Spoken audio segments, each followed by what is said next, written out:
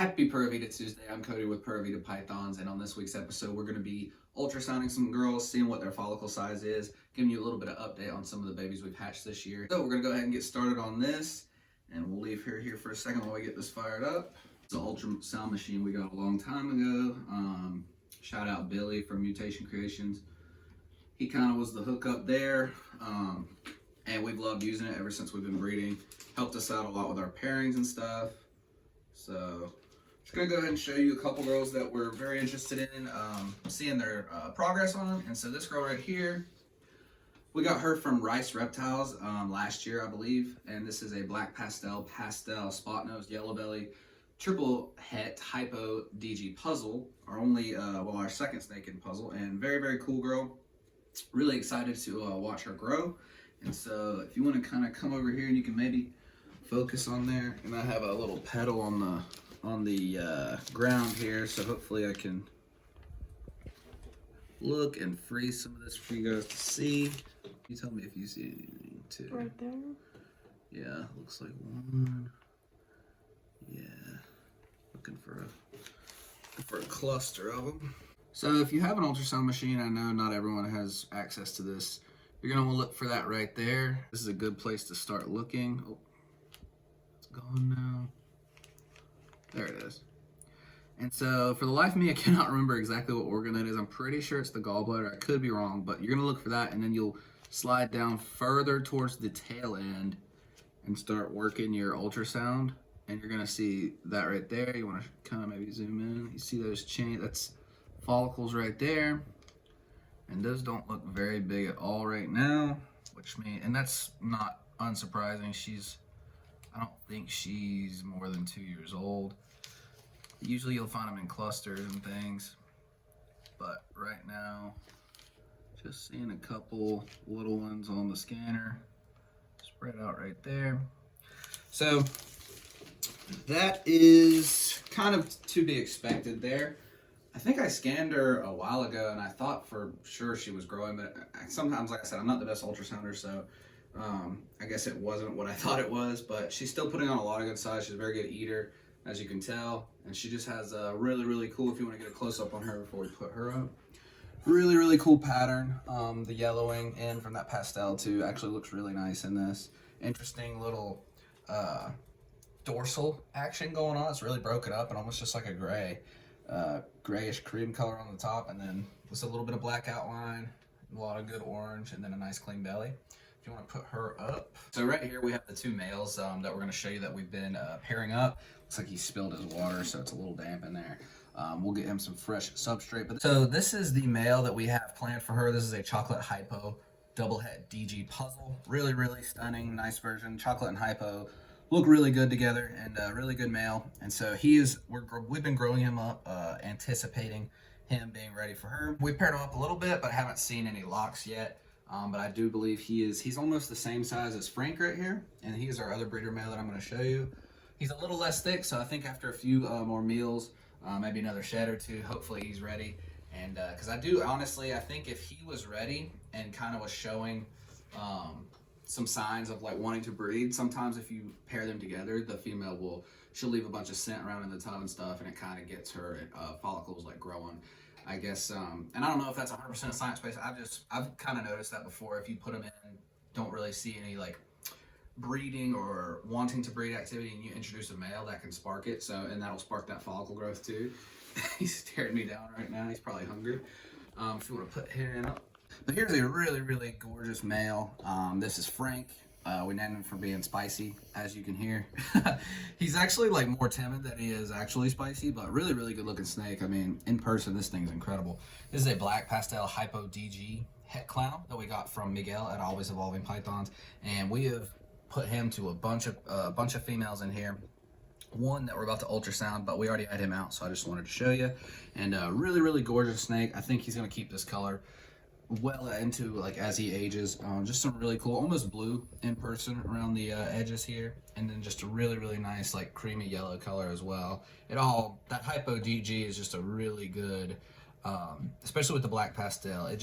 The DG, it makes it really clean, but then the hypo kind of like warms the colors, like makes it like fuzzy, like blue almost, giving that clouded color. And they just work really together with this, with black pastel, especially, I think. Just giving it like the cleanness, but also like the fuzzy, like fog, almost blue gray haze, also coloring the snake. But he's a cutie, and he's actually done really, really well. He's locked up with a bunch of girls almost every time you put him in there. As long as the girl's receptive, he's ready to go. So we're gonna go ahead and put him up since he's so spicy. And this is the female, one of the females we've had Frank with, and I'm very excited because I believe last time I checked her, she was at like maybe 18 millimeter follicles, so definitely growing. And this is Rogue. I guess we can go over it quick. She has an X on her somewhere here, and so we named her after like the old X-Men character. But she's put on a lot of good size. We got this girl from Canova back in the day. She's one of our first big group of girls that we were going to grow up and actually, you know, kind of had to, or tried to see the vision with, if that makes sense, as far as hets and stuff like that, and different stuff down the line. We also got some like proven breeders from them too that we've gotten most of our clutches from and made some really cool stuff. But this was a grow up girl. So she's going to be the first girl, I think, right, that we've like grown up and are gonna breed. She wasn't a breeder. This will be the first one. I believe so. Every other girl we've purchased as an established breeder already. So very excited about that. And she has a cool little head stamp. So her head, if you've ever like changed a fuse in a car, they kind of look just like that. And if they're burned out, like the top will be burned, you can see it. But I think that's pretty cool. She's all sketchy. But anyway, we're gonna go ahead and look at her, and I'll be really excited for anything over 20 millimeters. Like I said, her and Frank have already locked up a couple times, and depending on what this says, if it's over like 25, it's been about a month. So if this is over 25, we'll get them one good lock, and then hopefully we get a lot of good eggs from her, because I don't think I've told her genes yet. She's a spot nose, yellow belly, inchy, triple het hypo DG clown. So everything that they will have will at least be 100% whatever and het hypo DG. And then 66% het clown. But hopefully, we just hit some really cool odds and get a bunch of cool visual combinations of the both. And maybe some black pastel spot nose stuff would be really cool. Just a lot of cool stuff. So let's see if we can find her on the screen here. Oh, might need a little more gel. And so honestly, when they're super big, once you've like been doing it for a while, like if you've been looking for follicles on smaller like females who aren't 100% ready yet, you'll almost miss these. You'll see what I'm talking about here in a second, because the follicles are so big that they're not like dark like that anymore. They almost look like eggs. You can see you can see right there on the screen. This is hard because they're trying to move around. Like I said, I usually don't give them this much free rein. This should work here. You see those on the phone? Yeah. Trying to get to a good spot, and then I'll actually freeze it with my foot, and then we can take a look at it and put her up, because she's being pretty crazy. I'm actually going to whip it around real quick. You can kind of look that way if you want, as I'm finding it. On these, it's just hard to get them to like cooperate with you being flat, but you can actually see them right there, the edges of them. And as I move this, they get like, you can be looking in the spot right there and not see it if you don't have it right. Like that. And you're like, oh, there's nothing there. But if you rotate it, you can clearly see, oh, actually, there's a lot going on right there. I know this isn't looking the best. I'm going to just try to... This also becomes a thing when they are so large that it's hard to get any more than one of them on the screen. Like, can you video that right there? Oh, yeah, that's good, actually, standing in the light. If you can see those different ones as we scroll up the body, see, that one is one right there. That is one right there, and she's moving, so it's getting a little, but you can see those, and I'll pause it. See the ridges here, that is a whole follicle, and that's the start of another one. She is super gorgeous, and based on these, what we're about to talk about, we should be getting eggs from her in the near future, early spring probably. So I'm gonna go ahead and put her back up, and we can talk about this right here. So there's a bunch of stuff going on here. I don't know how to use half of it. Like I said, when I kind of got introduced to this whole idea, you just have this scroller here. I just do measure. So let's say there was a little one like almost right there. Do you kind of see that? It's nothing like that we need to worry about, but say that was a follicle. So you would hit measure and then hit set, and then you can scroll across, and right here you'll see that it says like 5.9.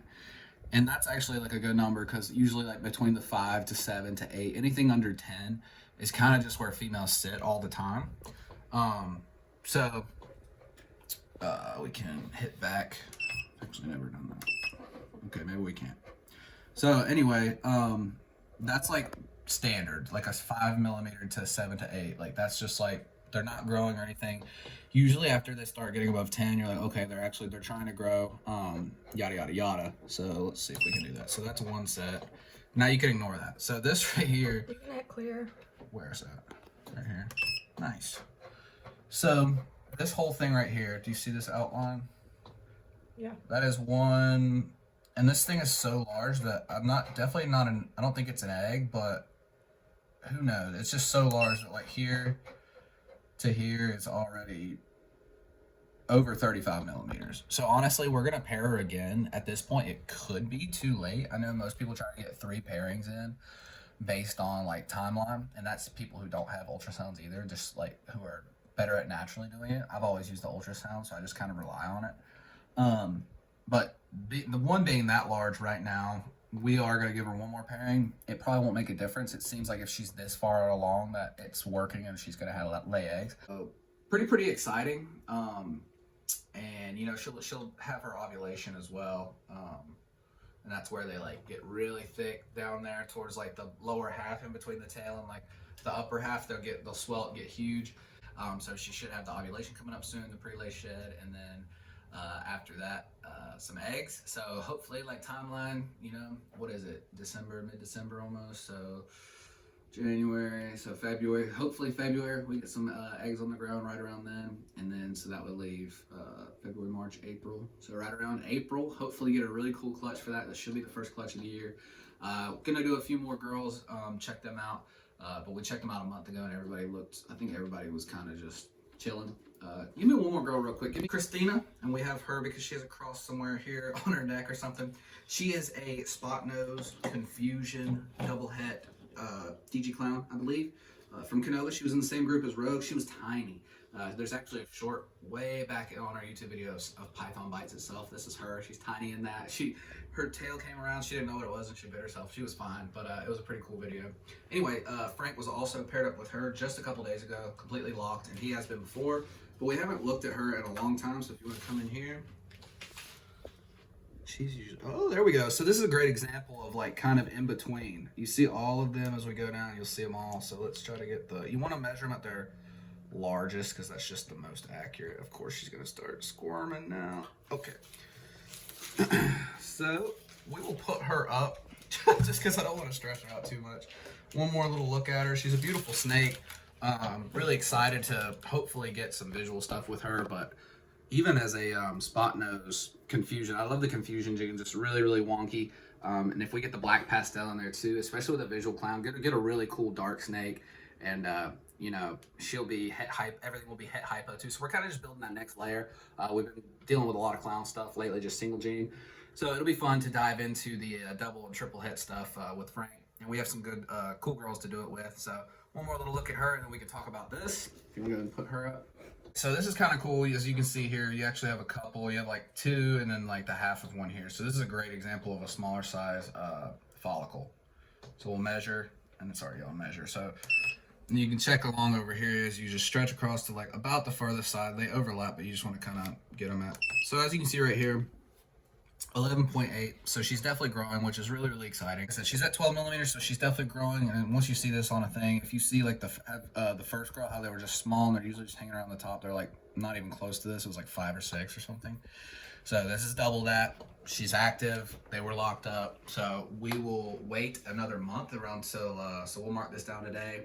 And mid-January or so, we'll probably pair her up again, see if that growth is going on. And they usually put on around 10 millimeters a month, the follicle growth, all the way up to 40.